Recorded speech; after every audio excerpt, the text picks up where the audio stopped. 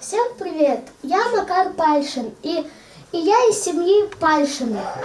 У нас большой дом, и я покажу на него обзор. Пройдемте в комнату родителей. Тут у нас есть кроватка для маленького Егора и большая мягкая кровать у родителей. Юный Макар перехватил инициативу нашей съемочной группы в свои руки. Мальчик бойко и с особой гордостью рассказывает о своей квартире. А показывать есть что. В семье 3 детей, у каждого своя комната. Квартиру Пальшины приобрели в ипотеку. Ежемесячно платят 56 тысяч рублей. И это не считая прочих расходов, в том числе на различные кружки и секции для детей.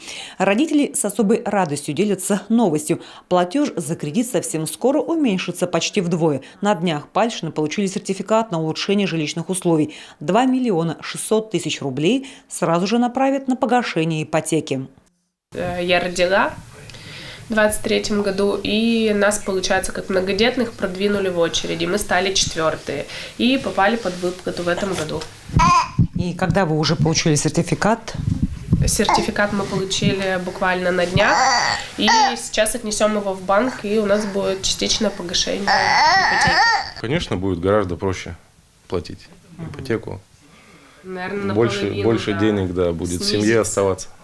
Для молодых семей действует несколько мер поддержки. Это и жилищные сертификаты, и льготный ипотечный займ под 1% годовых. Есть социальные выплаты и с привлечением федеральных средств. Претендовать на эту субсидию могут супруги не старше 35 лет. Они должны быть признанными нуждающимися в жилье.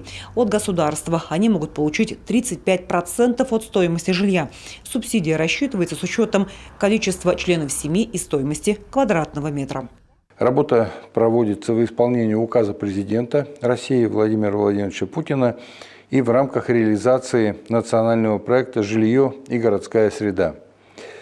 Поддержка предусмотрена государственной программой Республики Коми развития строительства, обеспечения доступным и комфортным жильем и коммунальными услугами граждан. Уже есть первые результаты по этой мере поддержки, об этом расскажу подробнее.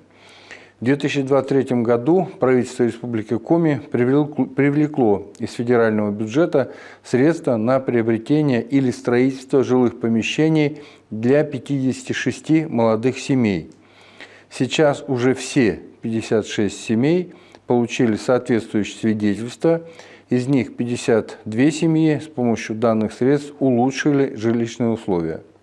В этом году все выплаты и субсидии сохранятся. Нынешний 2024 год в России объявлен годом семьи. А потому поддержка и социальная защита семей с детьми остается в приоритете для всех уровней власти. Татьяна Супряткина, Олег Костромин, телеканал Юрган.